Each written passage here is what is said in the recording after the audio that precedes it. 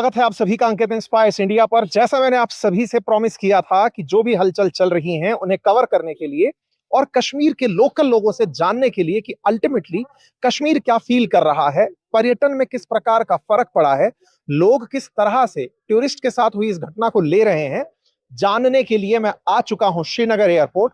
और यहां से अब निकलकर हम जाएंगे लाल चौक और उन टूरिस्ट स्पॉट्स पर विशेष रूप से प्रयास करेंगे पहलगाम जाने का कि कश्मीरियों ने किस तरह इस परेशानी को महसूस किया है, वो क्या मानते हैं, क्या टूरिस्ट के साथ ये सब होना ठीक था, क्योंकि कहीं ना कहीं कश्मीर की इकोनॉमी के लिए ये एक बहुत बड़ा सेटबैक है। लोग क्या मानते हैं, आज के इस पूरे सेशन में हम इस चीज को जानने के लिए चल रहे हैं। नमस्कार साथियों, स्वागत है आप सभी का अंकित इंस्पायर्स इंडिया पर। मैं अंकित अवस्थी इस समय श्रीनगर के लाल चौक से आप लोगों के साथ हूं। मैं आप लोगों को यहाँ के आसपास का माहौल अपने तस्वीरों के माध्यम से दिखाना चाहता हूँ। जो आप लोगों को सुनाया और बताया जा रहा है कि यहाँ पर सब कुछ बंद है, लोगों ने आना बंद कर दिया है, ऐसा कुछ नहीं है। लोग वापस से अपनी पुरानी दिनचर्या में वापस लौट रहे हैं। धीरे धीरे सब चीजें सामान्य हो रही हैं। हमारे आसपास अगर आप कैमरा घूमता हुआ देखें तो आपको पता चलेगा कि यहाँ मार्केट पूरी तरह खुल चुके हैं। लोग धीरे धीरे बाहर निकलकर अपनी रोजमर्रा के जीवन में आगे आ रहे हैं। टूरिस्ट की भी भीड़ यहाँ पर नजर आ रही है। आप मेरे दूसरी तरफ अगर देखते हैं तो यहाँ पर कुछ बच्चे परिवार समेत घूमने आए हुए हैं। कुल मिलाकर के अगर आप लोग इस बात को समझने का प्रयास करें कि कश्मीर के अंदर अगर आतंकी हमले हुए तो उनका उद्देश्य अगर पर्यटकों को नुकसान पहुंचाना था तो पर्यटकों के माध्यम से असल में वो कश्मीर की उन्नति को देखना नहीं चाहते थे।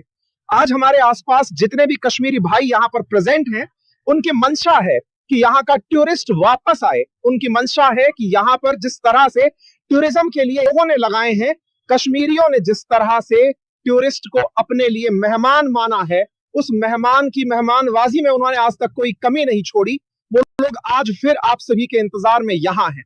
मैं यहाँ पर कुछ लोग जो प्रेजेंट हैं उनसे बात करके जानना चाहूंगा कि वो अल्टीमेटली क्या चाहते हैं, किस तरह से टूरिस्ट पर हुए हमले को वो रिलेट करते हैं, क्या वो उचित था, क्या कश्मीरी इस बात से खुश हैं कि यहाँ का टूरिस्ट वापस जाए। आप सर कहाँ से हैं? नमस्कार। मैं पंजाब से जी। रोपड़ डिस्ट्रिक्ट नंगल टोल से बाहर डैम से हूँ। तो आप यहाँ घूमने आए सर? घूमने आया था जी। जैसे कि हर हिंदुस्तानी की इच्छा है कि कश्मीर आकर घूमा जाए, क्योंकि कश्मीर को हिंदुस्तान का स्वर्ग माना जाता है, धरती का स्वर्ग लोग माना जाता है। तो हर इस आदमी की इच्छा है, हर इंसान की इच्छा है कि मैं वहां पर स्वर्ग पर जाकर आऊँ, घूम कर आऊँ। उसी लहजे से हम भी घूमने यहाँ पर आए थे और इसी दौरान ये इंसिडेंट यहाँ पे पहलगाम में हुआ। परंतु हमें घूमते हुए जो हमने पाया, जो हमने देखा, जो हम महसूस कर रहे हैं कि यहाँ के जो लोग हैं, कश्मीरी लोग हैं, वह बहुत ही मिलजुल के रहने वाले, बहुत ही अच्छे लोग हैं।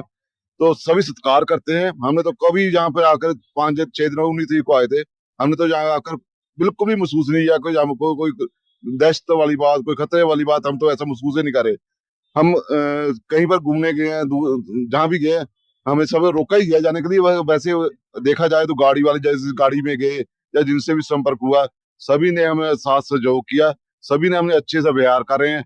तो हमें तो लगता है यहाँ पर तो ऐसी बात है ही नहीं जैसे बताया जा रहा है, मीडिया पर बताया जा रहा है। वैसे देखने में ऐसी कोई बात नहीं है। मैं तो सभी मीडिया थ्रू बताना चाहता हूँ सभी को, सभी घूमने आए, डरने की कोई बात नहीं, कोई चिंता की बात नहीं। सभी बहुत अच्छे हैं, बहुत मिलवर्तन वाले हैं, सत्कार करते हैं सभी का। सो किसी चिंता करने वाली कोई बात नहीं है। जो ये बात हो रही है ये किस लेवल की, ये तो नहीं बोल सकता, परंतु इतना जरूर बोलता हूँ कि कश्मीरी लोग जो हैं वो चाहते हैं कि टूरिस्ट यहाँ पर आए, यहाँ पर घूमे, सत्कार करते हैं। ये बात आप बिल्कुल सत्य कह रहे हैं, क्योंकि जब मैं यहाँ पर उतर के आया, मुझे जिन कश्मीरियों ने होस्ट किया, मैं जिनके साथ यहाँ तक पहुंचा, मैंने भी महसूस किया कि कश्मीर वाकई में जो स्वर्ग है यहाँ के लोगों की वजह से भी। वो यहाँ पर आए हुए टूरिस्ट को इतना अपना मानता है, टैक्सी वाले से लेकर के चाय कॉफी पिलाने वाले से लेके रेस्टोरेंट वाले से लेके, उन सबका मन है कि हमारे यहाँ का टूरिज्म प्रभावित ना हो। आतंकियों के द्वारा 2 तरह के यहाँ पर बड़े कृत्य किए गए जो मेन लाइन मीडिया में इंडिया में इस समय सुर्खियों में है। नंबर 1 सुर्खियों में है कि आतंकियों ने टूरिस्ट को आजादी के बाद पहली बार कश्मीर घाटी में टारगेट किया। निश्चित ही कश्मीरी लोग इसके खिलाफ थे, जिसके चलते लाल चौक पर आज से 1 दिन पहले बाजार बंद रहा। दूसरी बात जो मेन लाइन मीडिया में है वो ये कि धर्म पूछ कर वार किया गया। ये 2 नैरेटिव बहुत तरीके से भारतीय बाजार में चल रहे हैं। कश्मीरियों से मैं यहां पर जो लोकल कश्मीरी अगर मुझे कोई जानकारी इस बारे में देना चाहें एक एक करके पहले सवाल पर कि ये बाजार बंद किस लिए था, आतंक के खिलाफ था या फिर आप खुद आतंकियों के इस हरकत को अपने बाजार से रिटेलिएट करना चाहते थे? कोई बोलने के लिए तैयार है आप में से? प्लीज बताएं।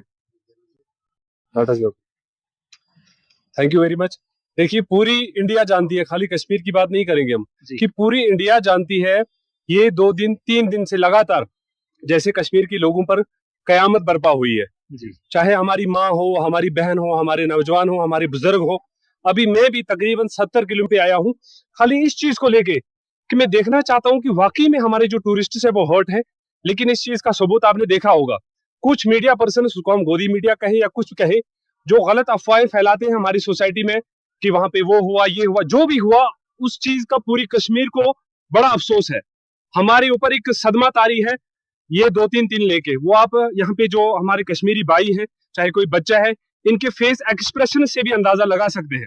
और मेरे अभी जो मैं बात कर रहा हूँ, अभी भी आपको अंदाजा लग सकता है कि हम कितने हर्ट हैं, कितने दुखी हैं। और सबसे पहले यहाँ पे मैं मुसलमानों की बात नहीं करूंगा, यहाँ पे हम इंसानियत की बात करेंगे। कोई भी धर्म हो, कोई भी मजहब हो, वो इस चीज को सपोर्ट नहीं करता है कि इंसानियत का कत्ल हो, फिर चाहे उसमें 10 लोग हो, 28 हो या 1 हो। एक इंसान का कत्ल करना पूरी इंसानियत का कत्ल करना है। और इस चीज के हम कंडम करते हैं, पुरजोर अल्फाजों में मजम्मत करते हैं, खाली एक पर्सन में नहीं। मैं यहाँ पे अभी कश्मीरी आवाम की आवाज बंद करिए, आप तक आवाज पहुंचा रहा हूँ। जी जी बिल्कुल, आप जैसा अभी इनके माध्यम से बहुत सारे कश्मीरी भाइयों की आवाज सुन पा रहे हैं।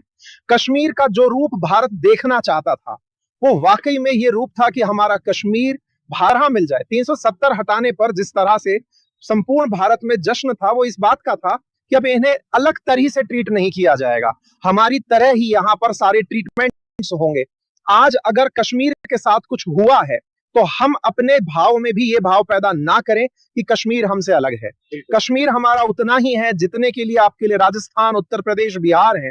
यहाँ के लोग भी आपका उतना ही दिल से इंतजार करते हैं, क्योंकि अल्टीमेटली आतंक को यहाँ के आए टूरिस्ट ने पैसे से पछाड़ा है।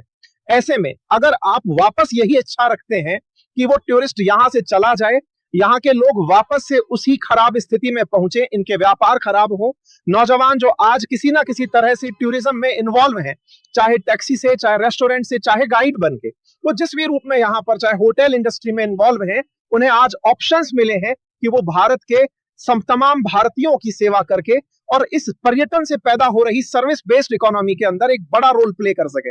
मेरी आप सबसे गुजारिश रहेगी कि इस तजुर्बे को आप आकर के यहाँ महसूस करें। मैं आपके सामने इसीलिए आकर यहाँ खड़ा हुआ, मुझे स्टूडियो से आपके लिए सारे सेशंस करने होते थे, लेकिन आप लोगों को यहाँ का जमीनी हकीकत बताने के लिए कि जमीन पर कश्मीर ऐसा नहीं है।